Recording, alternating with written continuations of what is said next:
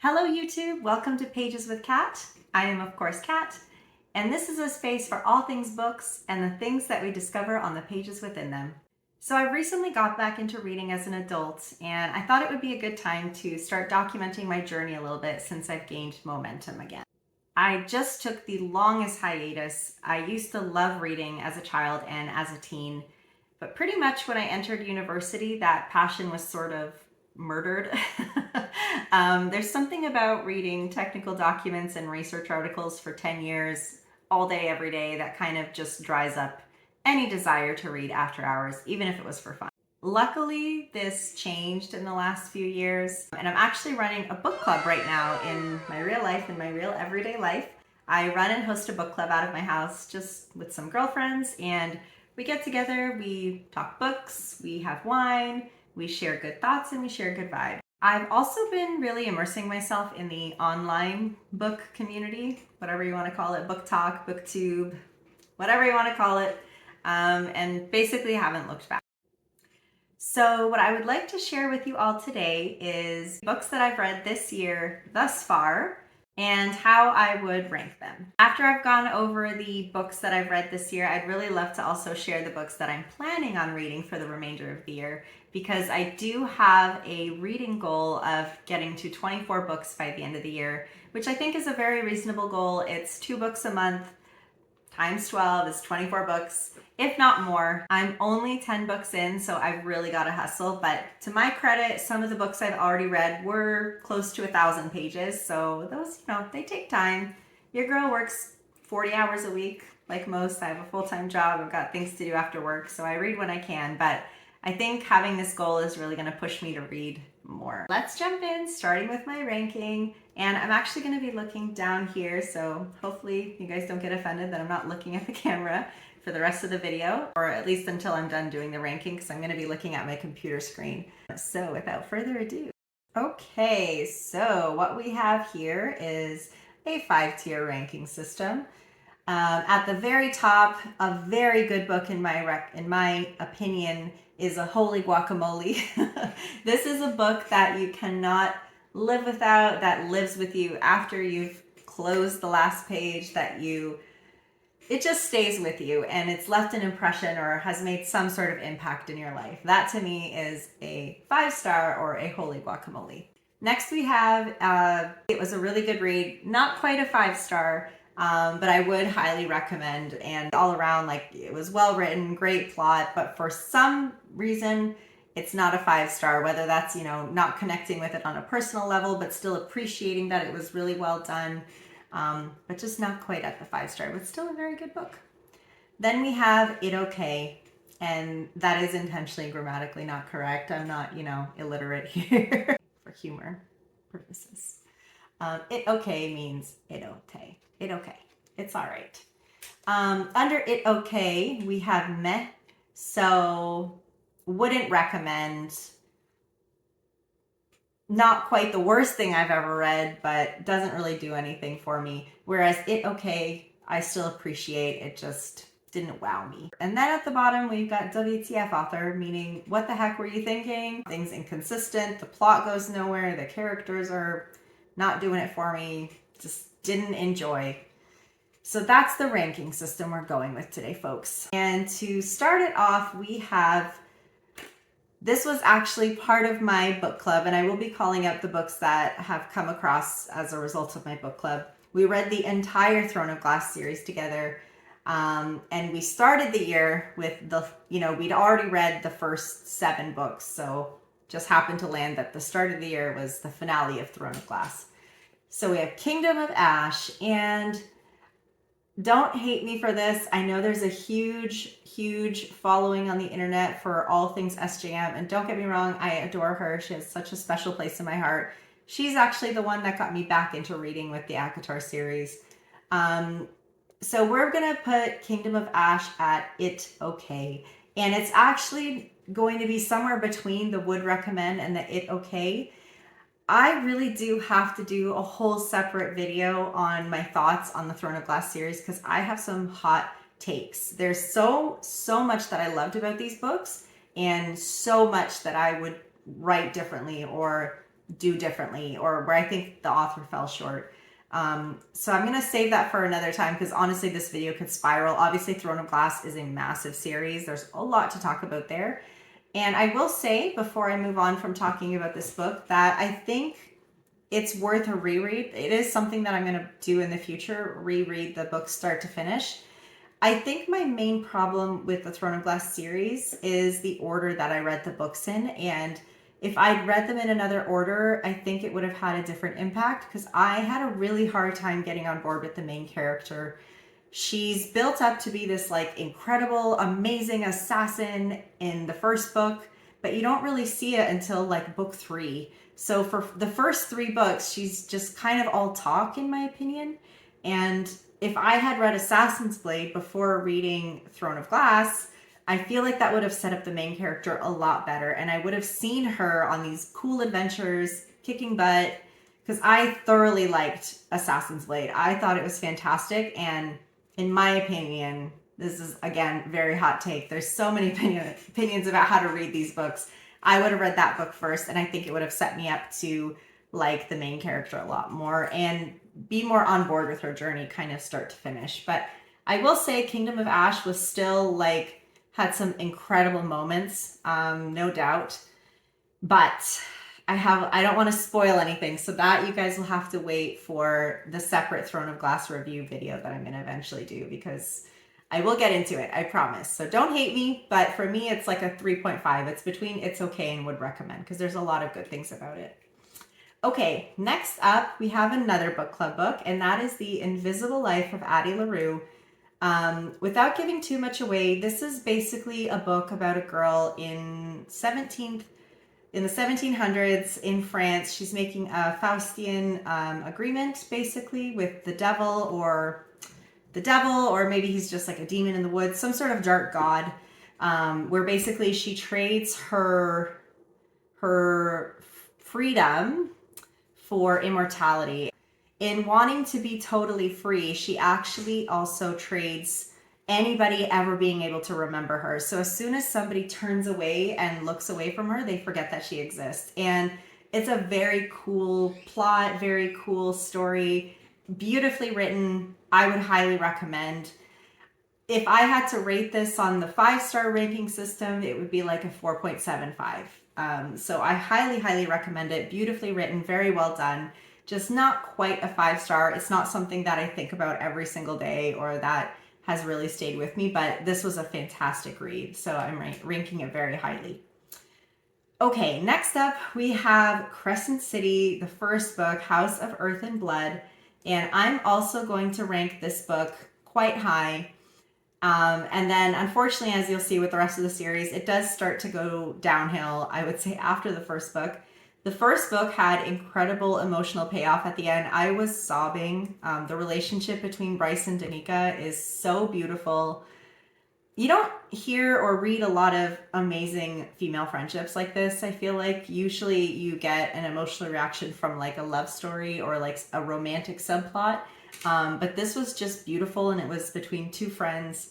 There is still a romantic plot in this book, but I just loved the relationship between Bryce and Danica. And there's also like a cool detective, like murder mystery vibe kind of going on. And of course, you know, it's another Sarah J. Maas book. It's her 3rd series after Throne of Glass and ACOTAR. And so, of course, it's a fantasy, which I love. I do really enjoy reading fantasy books, but it's an urban fantasy. So it's a little different. It's not the usual typical like medieval fantasy that we're used to reading. I will say it was a little difficult to get into the world building. I felt like there's a lot of info dump that happened at the beginning of the book that was a little difficult to follow. And I'll be honest, I'm done reading the series and I don't know if I still understand like the society and how it's structured. And, you know, I've read fantasy before, so I don't know why this one was so convoluted to understand. Just, it was a lot at once, I think. That being said, still ranking it quite high. I still thoroughly enjoyed this book. And so Crescent City 1, of course, was followed immediately by Crescent City 2. I couldn't wait to pick it up. Also going to drop this up here, slightly less so than book one. I felt like the whole plot with Danica still coming up in this book was almost a little too much. Like, you start finding out things that Danica was hiding from Bryce all along, and it was just kind of like, were they really even best friends? Like, if she just kept so much of this to herself. And then there were some subplots that started to pick up that I just did not care for whatsoever. I'll just be completely honest. Like Therion, Ethan, I don't care. Sorry. The reason I'm still ranking it really high was I absolutely loved the romantic plot in this story. And of course, like if you've read the Crescent City series, you know that book 2 ends on like the mother of all cliffhangers. Worlds collide, holy moly. I had the benefit of not having to wait the 2 or 3 years for Crescent City 3. So basically, sorry, I'm just like wholly blinded by the sun. I should have filmed that another time. Trying to like hide it over here. You know what? Let's move. There we go. More centered.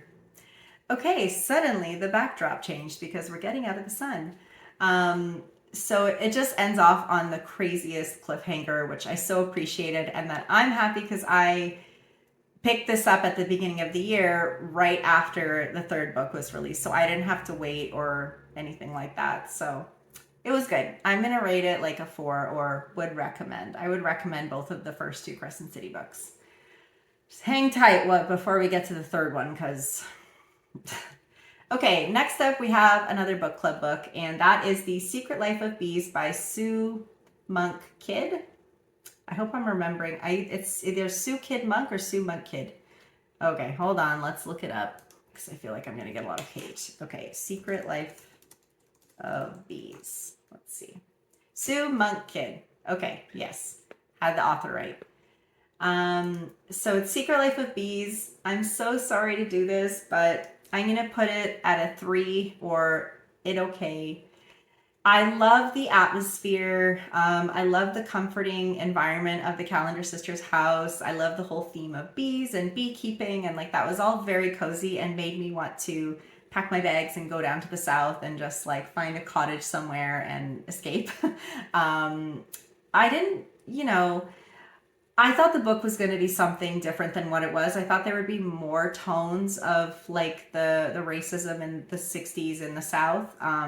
There was that plot there, but it just kind of died off sort of at one point, or it just wasn't. There's another book that's really famous that I haven't read, but like I more or less know the vibe of. I think it's Where the Crawdads Sing. I thought it would be like that. Or when I was describing my thoughts on the book, that's the feedback I got from other people, was we all thought it would be more like that book. But it wasn't. And also the beginning, this isn't so much of a spoiler, but basically Lily breaks out her caretaker from prison, and they are on the run. And I thought that that plot would come up again where the authorities are looking for them because they put out like a wanted paper and they're fugitives, but it just never comes up again. So again, it didn't go where I thought it would. I still had some emotional connection to it. But overall, it was okay. It was okay. Worth a read. It was nicely written. It was calming. It wasn't like super action packed or anything, but it was okay. Okay, Crescent City 3, House of Flame and Shadow. Okay, I'm so sorry to do this. It was actually down here, WTF author. Wow. So this isn't just me. The internet was kind of a little disappointed in this book. For me, this is the first miss that I've read from Sarah J. Maas. And just so many plots that were introduced that went absolutely nowhere. So many characters getting spotlight again that I just don't care about. Ethan, Therion, his random wife, like I don't have words. It was a mess. Sorry, that's harsh, but it feels like the payoff wasn't there. Like this page is almost 900 pages. This book, sorry, is almost 900 pages long, and I got to the end of it and Bryce was acting like the main character from Throne of Glass. She wasn't acting like herself anymore, and Hunt just all the characters started to be really inconsistent. I felt like just the most convenient loopholes were generated for some of the conflicts, and I just wasn't feeling it. I'm sorry, this is a WTF moment, and that's the only time I would rank an SJM book this low. They're mostly all pretty stellar, or there's a lot to love about the books. This was just very confusing. After I finished reading this book, I was like, felt like I had whiplash, honestly. Like, so much happens and she throws so much at you that mostly goes nowhere or just made no sense. I don't know. It was not good. Okay, Fourth Wing is another viral book on Book Talk, and I'm going to put it here. A solid would recommend. This is a fun series to get into. Iron Flame is on my to-read list. I like the dragons. I like the dark academia vibes. I love the romance. My only critique of the book would be that it feels a little too much like the main character is kind of getting everything she could have ever dreamed of. And I don't know if I like that happening to a main character. Just all very conveniently like working out for this person. I don't know. Too much like, I don't like that. Like, it's okay to be left with some crumbs in some situations, you know? Okay, next up we have another book club book, and it's The Woman in the White Kimono. I would put this at a solid, I'm going to put it ahead of The Life of Bees, The Secret Life of Bees. So this book was interesting. I had no idea where this was going to go, and I was like shocked when I finished reading it, because again, yeah, not at all what I expected, where I thought it was going to go. I'll say it goes from like 0 to 100 very quickly. All of a sudden you cover like a chapter and you're like shocked. My mouth went to the floor because some really serious topics get discussed in this book. Really intense, very emotional. So what's holding it back from ranking it higher for me is the main character was, very, very, I don't want to say stupid, but like ignorant. Like, it's a young teen girl in Japan set in the 1950s, and just very naive, very frustrating to follow her thought process on how she starts to, plan her life. Like, there's no forethought or planning. So as someone in their mid 30s, it's really frustrating to read someone at that age making those mistakes, because you're like, girl, no, don't do that. Don't think that. But I will say, like, the emotional impact was definitely there. You know what? This is like between a would recommend and it okay. Another interesting aspect of this book was, being that it's set in Japan in the 1950s, you get a really interesting look at Japanese culture. And again, it's not something that I had previously been exposed to. When I typically think of Japanese culture, I think of maybe stereotypical things like great food, like sushi and Kobe beef and Mount Fuji and Tokyo and their beautiful temples and sort of traditional elements of Japanese culture, such as that. But this book really dives into sort of the expectations of different members of a Japanese household in the 1950s. And there's the conflict between, being a Japanese teen girl and falling in love with basically an American Marine, like this guy who's in the Navy from America, and like they just got obliterated in World War II, and they have to maintain good relations with America for business reasons, but really deep down there's like a deep-seated hatred for this other culture, and just interesting to read. It was interesting. I will say that I still enjoyed it. Was just a little frustrated with reading a teen's perspective, being that I'm older now. Okay, next up we have Remarkably Bright Creatures by Shelby Van Platt. I hope I'm saying her last name right. This book was a slow read. It was cute, it was enjoyable, but it was a little slow for me. I love Marcel, is that his name? Marcel the octopus? Oh no, I have to check now. Otherwise, I'm going to embarrass myself. Oh my Kobo just zoomed in to like 100 million size font. I don't know why I did that. Okay. Oh, I think it's Marcellus. Marcellus the octopus. That was my favorite part. Those were my favorite chapters, reading about the interaction um, between the older lady who cleans the aquarium and the octopus. That was my favorite. And the ending between them was very bittersweet. So I may have shed a tear. But it was just quite slow, and I really didn't care at all for Cameron. It was a cute story. And the last book that I've read so far in 2024 is Rules of Civility by M.R. Towles. I would rank this as like a 4-star, or would recommend. Again, this is not an action-packed book, not a lot of like tension from page to page, but it's so beautifully written. Like I can't recall reading a book like this where I paused so many times to reflect on like how beautiful the language was, or the metaphors that the main character was kind of formulating, and just how she's describing the world around her was really a treat. So I will say that, as much as I love fantasy and action and battle scenes, this was almost like kind of therapeutic to read. Like, it was just slow and calm, and I just really liked it for that. So just very brief background. It's about our main character, Katie Content. She's in the 1930s, and it's just kind of about a year in her life during the Great Depression, and how she kind of, navigates the different social classes in New York City at that time. And it's interesting. There's a lot to get from this book. I would recommend it. It was very enjoyable. Okay, we're gonna switch angles because the sun was just destroying my face. So this is a little bit better. It's not directly in my eyes. Still looking at the computer screen though, because I'm gonna get into the books that I'm going to be reading for the rest of the year. So starting off hot with a classic, it's Murder on the Orient Express by Agatha Christie. I believe this is one of her more popular books, one of her most popular books in any case. And this is a book club book. So we're going to be talking about it as a group at the end of July. So I'm really looking forward to getting through this one. I've always wanted to read Agatha Christie.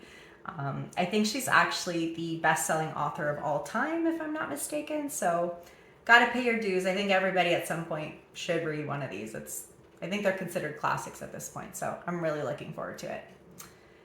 Okay, next up in book club, I'm going to just go through all the book club books first, and then I'll go into other books that I've picked up and want to read. So The Alchemist, again, a classic. I have actually read this book before, so I'm excited to read it again. For me, this is a 5-star book. It has stayed with me. I think about it from time to time. It has impacted my life. I just really love this book. Can't wait to read it again. It's a quick read if anybody's looking for like a quick, I think it's under 200 pages. It's just fantastic. Great story. I can't fault it. It's great. Okay, after that in book club, we're going to be reading Verity by Colleen Hoover.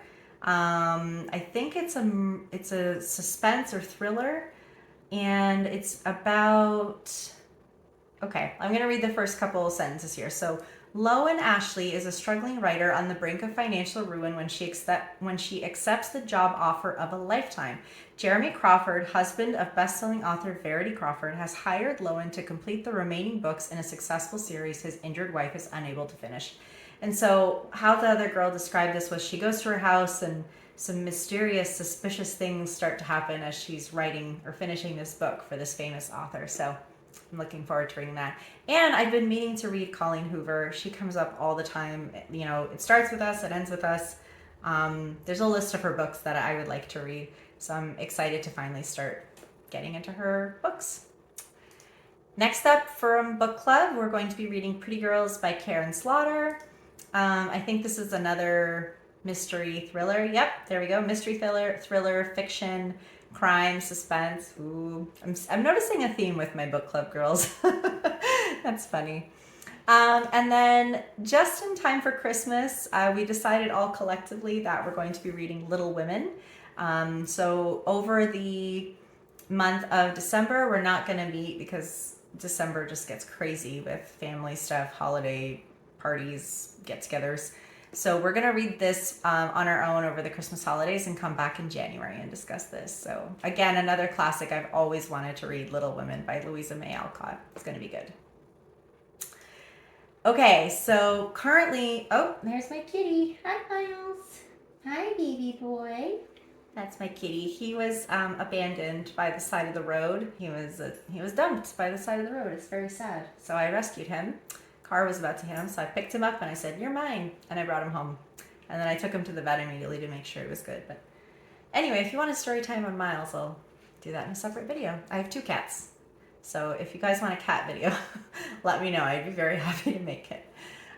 Okay, anyways, so we've got here the book that I'm currently reading in between my book club books is The Ministry of Time by Kellyanne Bradley, I want to say. Very cool so far, really liking it. Time travel romance, spy thriller. So far, thoroughly enjoying it. I'm about 3 chapters in. And I don't want to make this video too long, so I'm going to start hustling a little bit through my list here. Okay, so another book that I would like to read this year is This Is How You Lose the Time War by Max Gladstone. I've just heard good things and watching YouTube videos, and it's come up before, so I'm excited to give this one a read. I like sci-fi, I like romance, fantasy fiction. Excited, looking forward to it. Then I'm going to be reading A River Enchanted by Rebecca Ross. Really looking forward to that. I'd also really like to read Ready Player One.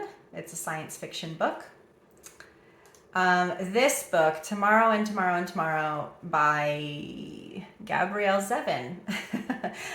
This one comes up all the time in to reads or, highly recommended lists on YouTube, wherever I'm, trying to get book recommendations. This book has come up time and again, so I'm really looking forward to diving into this one. We have, of course, the continuation of Fourth Wing, which is Iron Flame. So I have purchased it. It's just sitting on my Kobo between life and book club books. I haven't gotten around to it yet, but I am planning on finishing off. And I think there's a 3rd book coming out too. So I'll pick that up after this one, but this is on my to-read list.